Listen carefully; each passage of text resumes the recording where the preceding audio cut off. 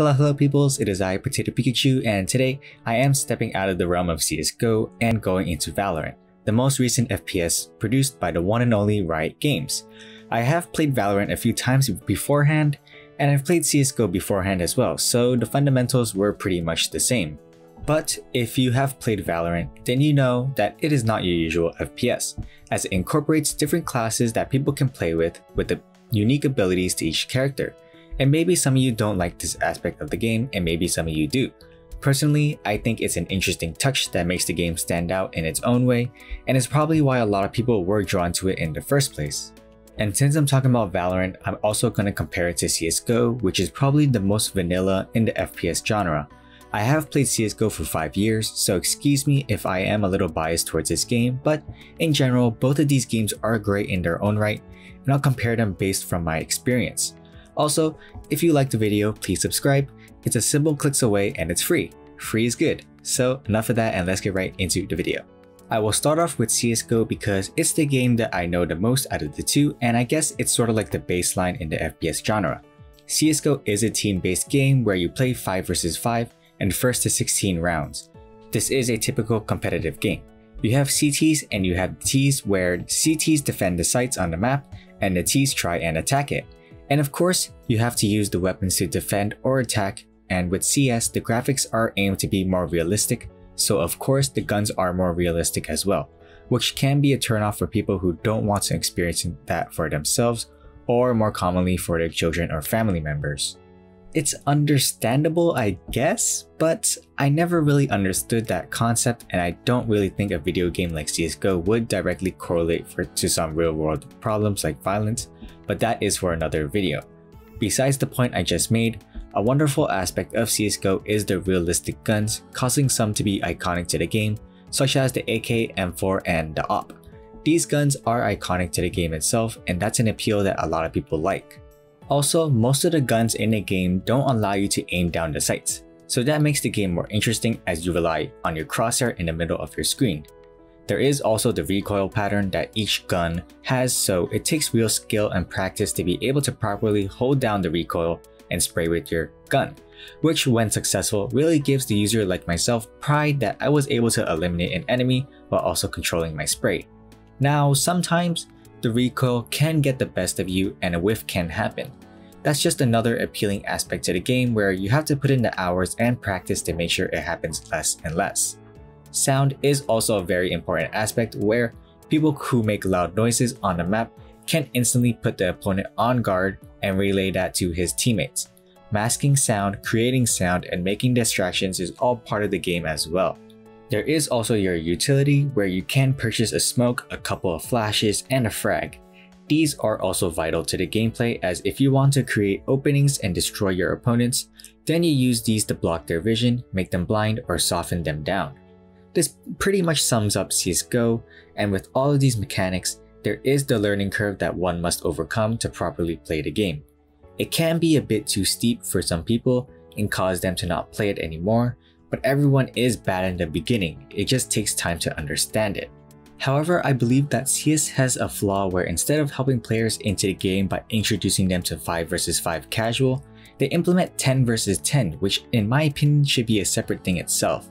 In my experience playing casual, the games itself are pretty much a joke, as there are so many players in the map that everyone just rushes to get the kills, and there really isn't any opportunity to make a semi-cohesive plan with your teammates. People will either just ignore the plans entirely and go off on their own, troll because it's casual, or maybe just rush. Don't get me wrong, casual is still pretty fun, but if people are new to the game, then I don't think this really is a good method for them to really learn how to play the game itself. But that's just my opinion, so enough about CSGO, and let's talk about Valorant. The core mechanics of the game are very similar to CSGO. After all, Valorant is supposed to be a competitor to CSGO itself, and if you want to beat the best, then you gotta learn from the best as well. Valorant has the same fundamentals as well as a twist. The competitive game is a 5 vs 5, but instead of first to 16 rounds, it's first to 13 rounds. This could be a better format because it allows for games to end at a much faster rate, and when this game has more tournaments, there will be best of 3s and best of 5s. And I've watched plenty of CSGO tournaments that involved best of 3s and best of 5s, and The best of fives can be especially brutal to the players because there are times when they have to play all 5 maps. Maybe all the maps go to 30 rounds, maybe some do and some don't, but the series in general can take 5 hours in total or more, which is pretty insane itself. And playing all those games while sitting and staring at a screen and moving your hand and wrist will most definitely cause fatigue and stress. Also, tournament organizers would also pay less if their games went faster, as they wouldn't have to book the venue for too long as well. So, lessening the round win count to 13 could be more optimal for players and for the people organizing future tournaments. Personally, I didn't find first to 13 rounds to be bad at all. I think it's pretty nice to see that, and the games don't take as long as well, so I think it could be a good thing that CS can copy from. The guns itself, in my opinion, aren't the most satisfying though. Even though getting a headshot itself is pretty satisfying and feels good, it's easier to achieve in Valorant than it is in CSGO in my opinion. Maybe it's because of the simpler graphics the game offers, which I personally don't mind, so the textures aren't as aggressive and you can see the models easier. Or the guns itself are easier to handle as well since the recoil isn't as harsh as it is in CSGO, and the fact that the models are more heavier in Valorant make it harder to hop around and jiggle peek, so there is that as well. That doesn't take away from the game at all though. The fact that Valorant isn't as complex as CS makes it easier for new people to join and learn the game itself. Since it's more simpler, that allows new people to get a feel for the game at a much faster rate. I do have a little problem with the maps though.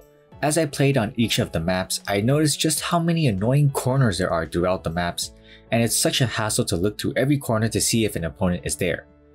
There are also so many tight choke points as well, which I think needs a bit more balance between larger areas and smaller areas like in CS. I feel like the map creators who made the maps liked corners and tight choke points a bit too much.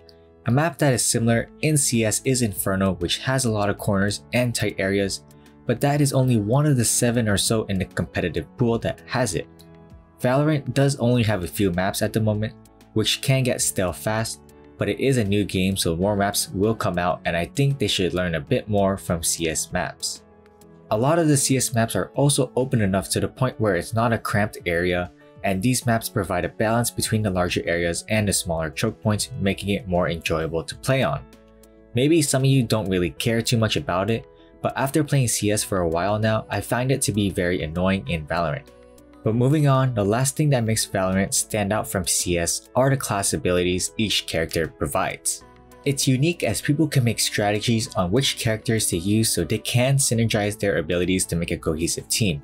As the game progresses, teams can anti-strat which characters players will choose, and they can pick characters that work well against the opposing team, which will be fun to see. The abilities also add another layer to the game. If it weren't for this, Valorant wouldn't be anything special from the rest of the other FPS games out there, and right now, I believe that the characters are pretty balanced. Sage is pretty OP to have though, and I think every team needs a good Sage, so I guess that is one thing. And every other character though can be interchangeable within the team itself. A problem that could arise within the game is that if Riot do decide to add more and more characters, then I hope they can balance it out. I haven't really played League of Legends that much, but the fact that they have so many champions with so many different abilities, and the game is still doing exceptionally well competitively wise, then I wouldn't be too worried about it. I don't think they will mess up the balance in Valorant like another game out there, Overwatch. So it should be okay, I think. But overall, the game is pretty solid. And that is all for my comparison between CS and Valorant. Valorant did take the fundamental mechanics from CS, but I don't think that is a bad thing at all. Competition between games is healthy and makes for a better end result. So if you like a more complex vanilla team-based FPS with realistic graphics, then go with CS. But if you want a less complex FPS with simpler graphics and abilities, then go with Valorant. And if you like both, then you like both. Good for you. For some reason, I don't know if it's just me, but I can't really play Valorant for too long. I just can't. Like, I would play a few games, but after that, I would have no motivation to continue playing, win or lose. I have played solo and with friends, but in the end, I never really enjoyed it as much as I do with CS.